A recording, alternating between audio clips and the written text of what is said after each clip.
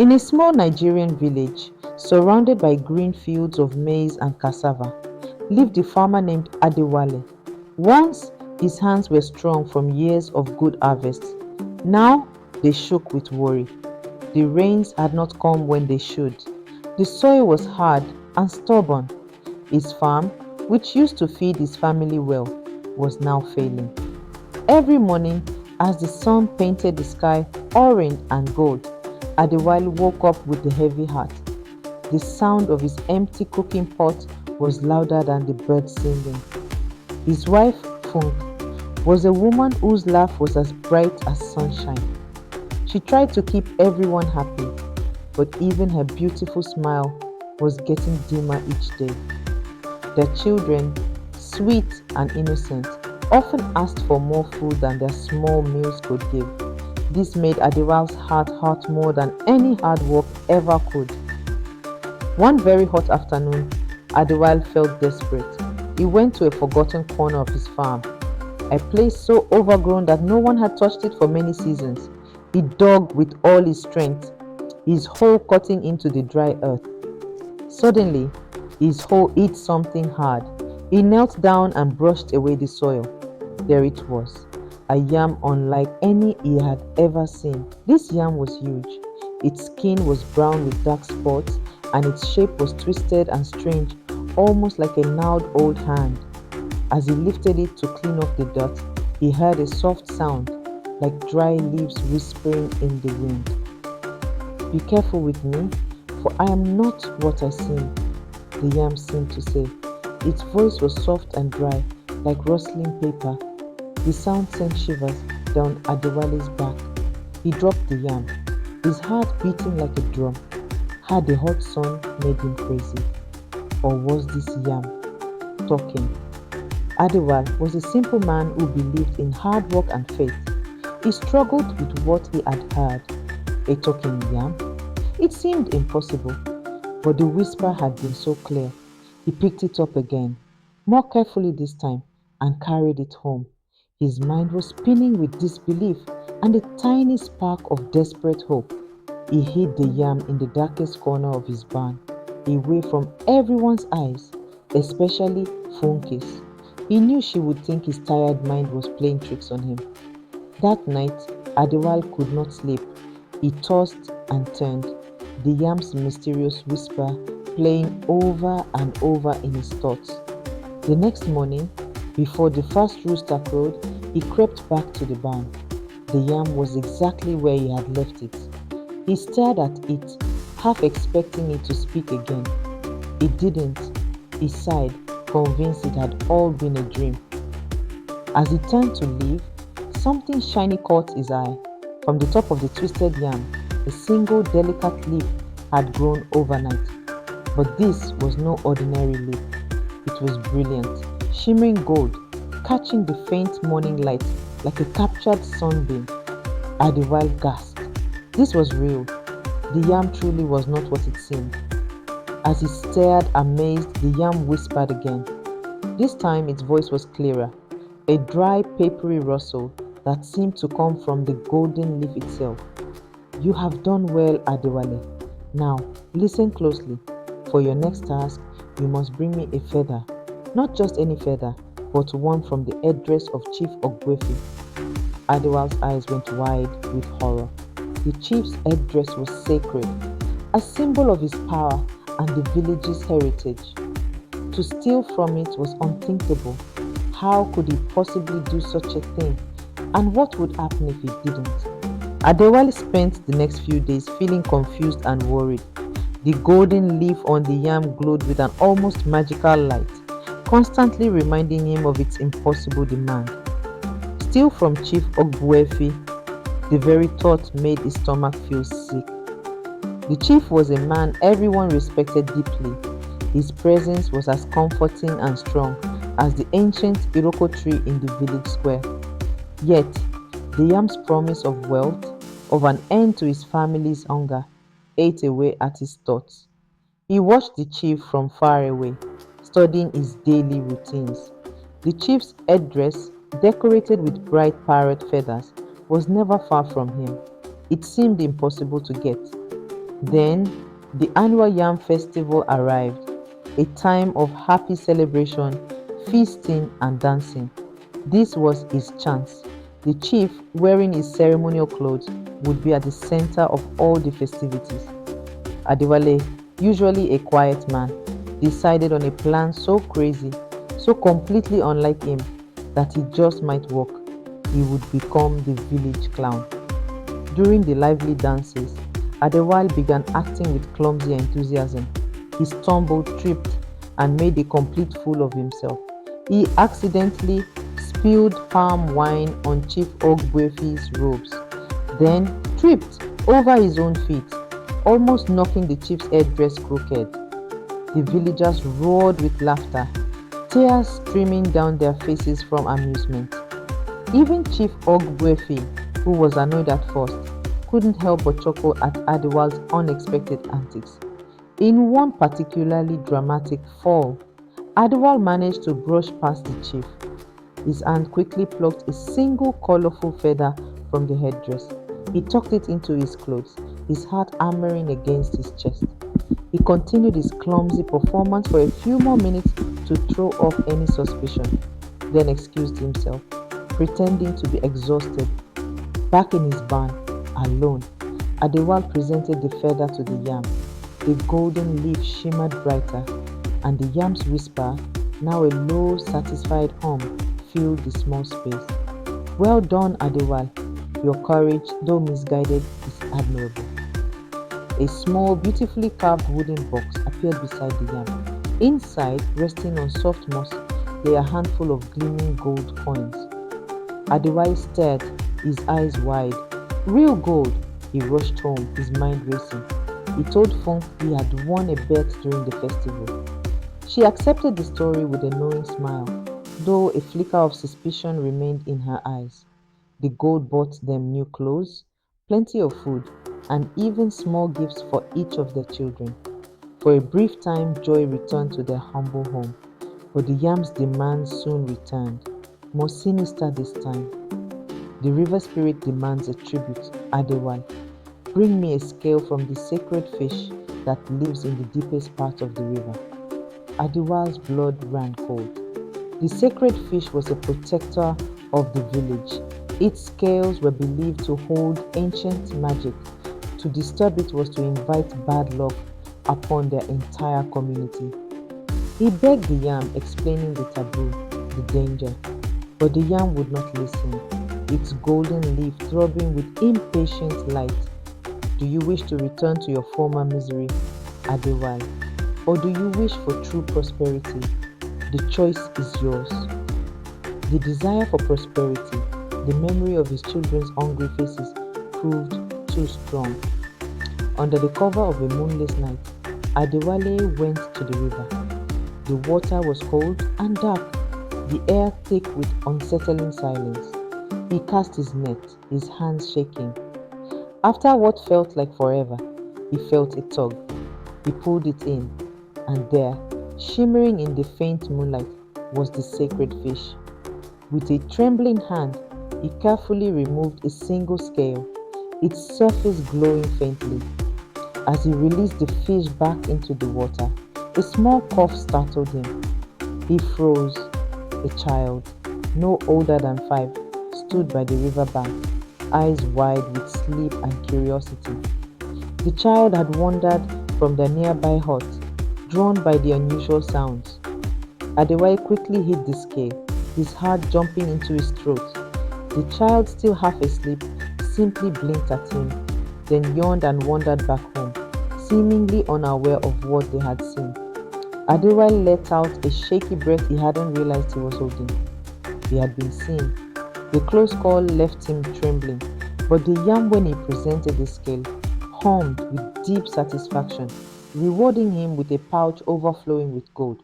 Adewale's fear was momentarily forgotten in the dazzling sight of his newfound riches. But the seed of dread had been planted. How long could he continue down this path before his secret and the yam's demands consumed him entirely? Adewale's farm flourished.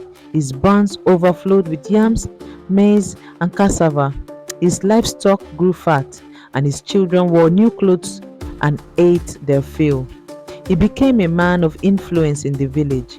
People sought his opinions and respected his presence. But with each new thing he gained, a shadow crept into his heart. The gold, once a symbol of hope, now felt like a heavy chain. He grew secretive, his eyes constantly looking around, his ears listening for whispers of suspicion. The easy laughter that once filled his home was replaced by tense silence. He snapped at Funko for small things, his patience worn thin by constant fear of being found out. His once kind face became marked with worry.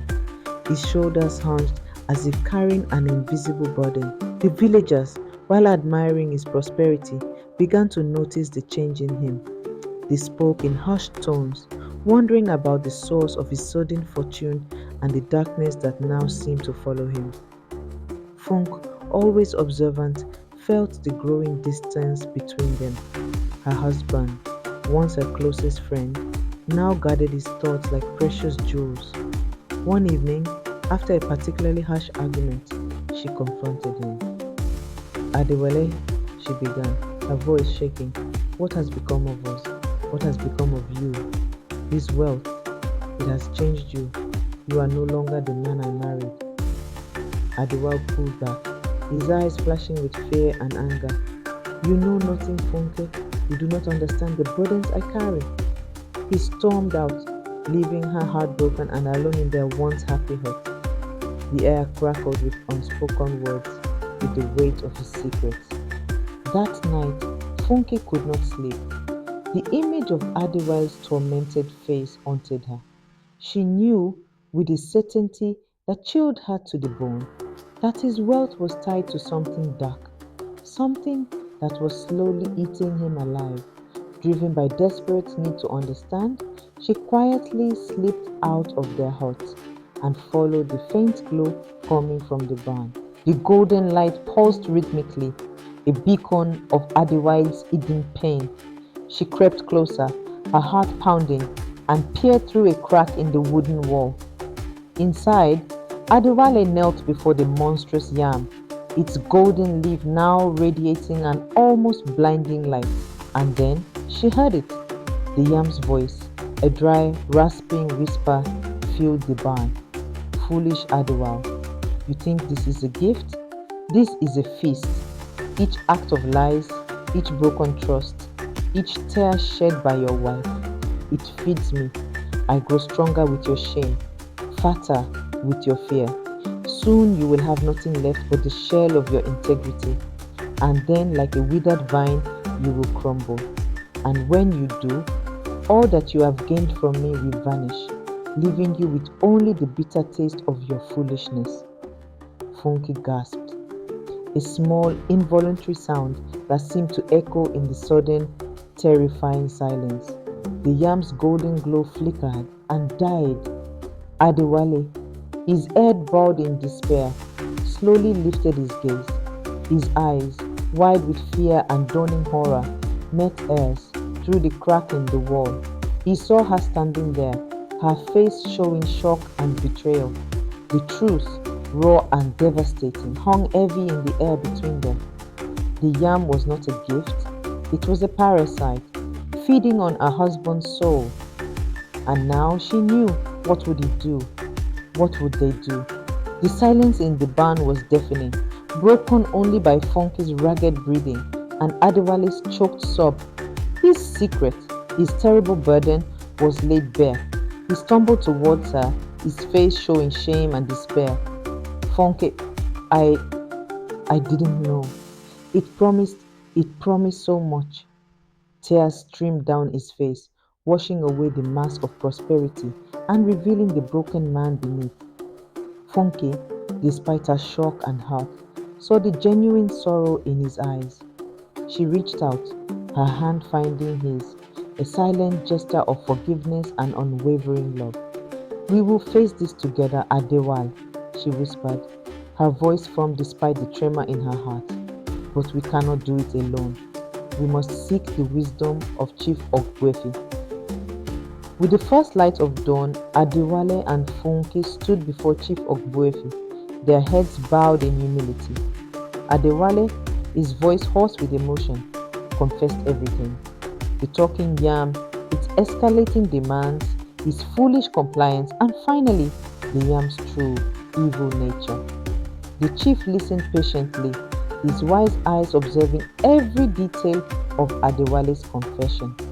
When Adewale finished, a long silence hung in the air. Finally, Chief Ogbuefi spoke, his voice deep and strong. The whispering yam, he said, is gaze distant, is a creature of ancient legend, a spirit of lies that preys on the desperate. It feeds on the corruption of the human heart. To destroy it, one must not only burn its physical form, but also cleanse the spirit that nurtured it with an act of selfless honesty. Only then can its curse be broken. Adewale looked at Funk, then back at the chief. "What must I do?" he asked, his voice barely a whisper. The chief's eyes met his. "You must confess your deeds to the entire village, Adewale. You must return what you have gained through lies, and you must offer to make up for your actions." The thought of public shame was a bitter pill, but Adewale knew it was the only way. He had brought this upon himself and his family. He would face it. Later that day, the entire village gathered in the square, their faces showing curiosity and concern. Adewale, standing beside Chief Ogbuefi and with Funke by his side, told his story. He spoke of his desperation, the yam's tempting whispers, and his fall into lies. He confessed to stealing the feather, to disturbing the sacred fish, and to the growing darkness in his heart. He then announced that he would return all the gold he had left, and for a full year he would work for the village without pay, helping anyone who needed him. A murmur rippled through the crowd. Some whispered of his foolishness, others of his courage. But as they looked at Adewale's tear-streaked face, at the genuine sorrow in his eyes, and at Funk's unwavering support, their hearts softened. Chief Ogbuefi raised his hand, and the murmuring stopped. "Adewale has stumbled," he declared, "but he has chosen the path of truth. Let his honesty be his redemption." The villagers, one by one, nodded in agreement. That evening, under the watchful eyes of the village elders, the whispering yam was brought to the center of the square. Adewale, with Funke by his side, set it on fire. As the flames licked at its twisted form, a piercing, mournful wail echoed through the night, a sound that seemed to carry the weight of all the yam's past lies. The golden leaf shriveled, turning to ash, and then, with a final shuddering sigh, the yam was gone. The next morning, Adewale awoke with a lightness he hadn't felt in years. He rushed to his farm, half expecting to find it dead and withered. Instead, a miracle. His fields, once struggling, now shimmered with almost supernatural life. The maize stood taller, the yams beneath the soil promised a wonderful harvest, and the cassava leaves were a deeper, richer green. His act of selfless honesty had not only broken the yam's curse but had also brought a blessing upon his land. Adewale and Funke, their hands clasped, walked through their flourishing farm, their hearts overflowing with gratitude. Their lives were not filled with magical riches, but they were rich in a way that truly mattered, with love, with trust, with the respect of their community, and with the quiet joy of a good harvest earned through honest work. They had learned that true prosperity was not found in whispered promises of gold, but in the unwavering strength of their bonds and the integrity of their spirit. Moral lessons: the dangers of greed. The story of Adewale and the whispering yam reminds us that the desire for easy wealth can lead us down a dangerous path, destroying our integrity and ultimately bringing despair. The importance of honesty and integrity. Adewale's journey shows us that true strength lies in honesty. Even when faced with temptation, choosing truth and integrity, no matter how difficult, ultimately leads to redemption and genuine peace. The strength of family and community, Frank's unwavering support, and the village's willingness to forgive demonstrate the profound importance of family and community. In times of crisis, these bonds provide the foundation for healing and recovery. True wealth is not material. The tale teaches that genuine prosperity is not measured in gold or possessions, but in the richness of relationships, the clarity of conscience, and the quiet joy of a life lived with purpose and honor. The most valuable treasures are those that cannot be bought or stolen. Remember, in life, the shortcuts that seem too good to be true usually are.